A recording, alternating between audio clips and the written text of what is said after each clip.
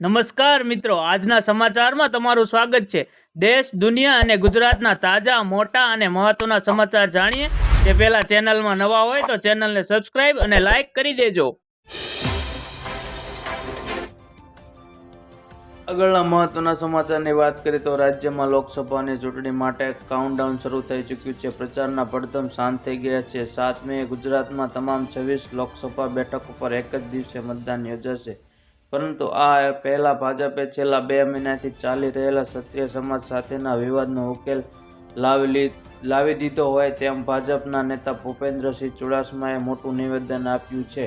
હવે તલવાર ઉપાડવાની જરૂર નથી, ક્ષત્રિય સમાજના મત ભાજપની સાથે જ છે। ભાજપ નેતા ભૂપેન્દ્રસિંહ ચુડાસમાના ક્ષત્રિયો સાથે બેઠક યોજાઈ હતી। આગળના મહત્વના સમાચારની વાત કરીએ તો લોકસભાની સામાન્ય ચૂંટણીમાં કોઈ મતદાર મતદાનથી વંચિત ન રહી જાય તે માટે ખાસ તકેદારી રાખવામાં આવી રહી છે। મહિલાઓ, પુરુષો, યુવાનો, વયોવૃદ્ધ, દિવ્યાંગો અને થર્ડ જેન્ડર મતદારો વગેરે તમામ લોકો મતદાન કરી શકે તે માટે પ્રચાર કરવામાં આવી રહ્યો છે કે મતદાનના દિવસે કોઈ પણ મતદારોને મતદાન કરવામાં મુશ્કેલી ન પડે તે માટે પણ જિલ્લા વહીવટતંત્ર દ્વારા જરૂરી વ્યવસ્થાઓ પણ ઊભી કરવામાં આવી રહી છે।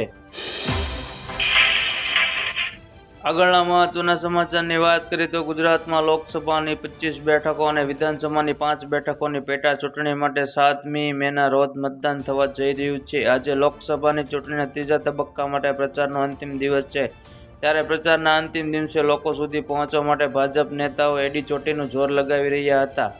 સાંજે 5 વાગતાની સાથે જ પ્રચારના પડઘમ શાંત થઈ ગયા હતા। તેની સાથે જ હવે નેતાઓ ડોર ટુ ડોર પ્રચાર કરી શકે છે। જો કે જાહેર સભા, રેલીઓ કે ચોપાલ જેવા કાર્યક્રમો નહીં કરી શકે।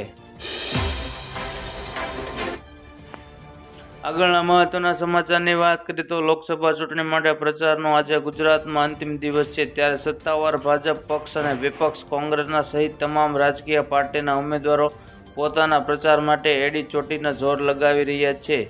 ભાજપ પ્રદેશ અધ્યક્ષ CR પાટીલ સાહેબે આજે 2 અલગ અલગ સ્થળો પર ભવ્ય રેલી યોજી હતી। લિંબાયત અને ઉત્તેના ખાતે આજે તેઓ રેલી યોજવા રાજ્યમંત્રી હર્ષ સંઘવીએ વાહન ચાલકોને મુશ્કેલીને આગળના મહત્વના સમાચારની વાત કરીએ તો લોકસભાની ચૂંટણીમાં 7 મેના રોજ રાજ્યવાસીઓ કરશે મતદાન। આજે ગુજરાત લોકસભા ચૂંટણી પ્રચાર માટે અંતિમ દિવસ, મોટી સંખ્યામાં ભાજપના કાર્યકર્તાઓ જોડાયા બાઇક રેલીમાં। ગાંધીનગર લોકસભા વિસ્તારમાં આજે ભાજપના કાર્યકર્તાઓ દ્વારા ભવ્ય બાઇક રેલીનું આયોજન કરવામાં આવ્યું હતું। આ રેલીમાં ભાજપના નેતાઓ તેમજ કાર્યકર્તાઓ મોટી સંખ્યામાં હાજર રહ્યા હતા। વધુમાં વધુ લોકો મતદાન કરે તે માટે ગોતાના સમવે વિરાટથી એવલોન કેસ્ટલ બંગલો સુધીનું રેલીનું આયોજન કરવામાં આવ્યું હતું।